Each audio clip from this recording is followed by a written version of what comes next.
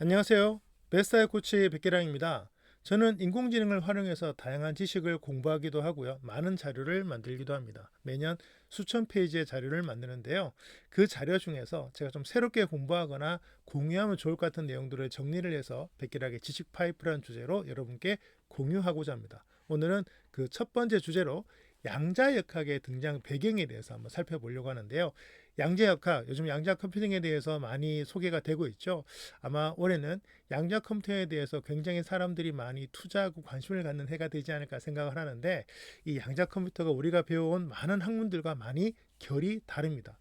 왜 등장하게 되었는지를 한번 생각해 보는 시간 갖도록 하겠습니다. 자, 여러분, 촛불의 불꽃, 그 다음에 용접할 때 나오는 불꽃의 색깔이 왜 다를까요? 온도 때문일까요? 아니면 불꽃을 만들어내는 어떤 물질의 종류 때문일까요? 이 주제에 대해서 물리학자들이 19세기 말부터 공부를 하기 시작했다고 하네요. 자, 그래서 이런 것들을 좀 이제 연구하고 이론으로 만들 때 보통 물리학자, 수학자들이 일단 가상의 물질 같은 걸 만들어서 시작을 합니다. 그래서 어떤 걸 만들었냐?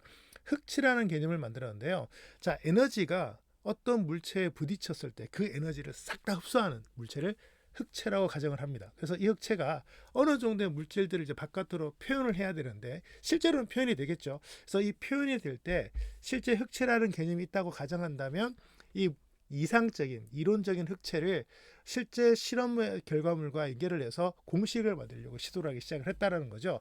그래서 1869년도에 키르이호프는 이런 흑체에 대한 여러 가지 어떤 실험을 하는 과정에서 흑체의 종류는 중요하지 않다. 즉 온도와 빛의 파장과만 관계가 있다는 것을 밝혀내게 됩니다. 즉 그래서 촛불을 만들어내는 어떤 에너지, 물질 같은 게 있겠죠. 그리고 이제 프로판 가스 같은 것들에 그런 물질이 있겠죠.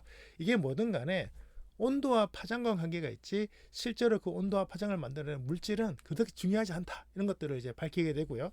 1879년도에는 이 둘의 관계가 이 복사 에너지가 절대 온도의 4제곱에 비례한다는 사실을 발견하게 됩니다. 자, 어느 정도 이제 비례 관계가 성립이 된다는 거고요. 그래서 1884년도에는 기존의 맥스웰 방정식을 활용을 해서 이 슈테판의 공식이라는 것을 유도를 해서 슈테판 볼츠만 법칙이라는 것을 만들게 됩니다.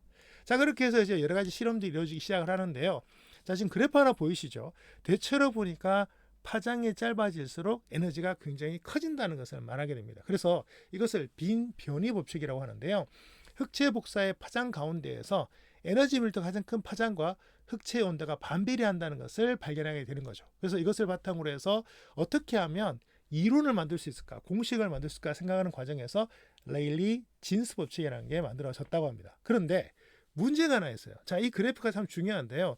파장이 줄어들 때마다 에너지가 굉장히 온도가 막 높아지잖아요. 그런데 실제 이론으로 따진다면 파장이 줄어들 때 이 에너지가 무한대로 가야 됩니다. 그런데 실제 실험 결과는 특정 지점에서 갑자기 떨어지기 시작을 하는 거죠. 기존의 물리학 방정식에서는 이 문제를 해결하지 못했던 거죠. 이것을 자외선 파탄 문제라고 불렸는데요. 이 문제를 기존의 그 물리학에 있는 레일리 진스 법칙으로는 해결하지 못했다고 합니다. 그래서 20세기가 들어오면서 이 문제를 해결하기 위해서 드디어 양자역학이라는 분야가 조금씩 연구되기 시작했다고 하네요. 물론 그 당시에는 양자역학으로 부르지는 않았습니다만 이런 것들을 실험하고 이런 것들을 연구해서 설명하는 과정에서 우리가 지금 알고 있는 양자역학의 태동이 시작되었다. 이렇게 이해하시면 되겠습니다. 앞으로 여러분들과 함께 백기라기 지식 파이프를 통해서 다양한 AI와 활용한 여러 가지 지식들에 대해서 여러분들과 나눠보고자 합니다. 여러분에게 좋은 지식이 되길 바라고요. 다음 시간에도 계속 지식을 이어가도록 하겠습니다. 감사합니다.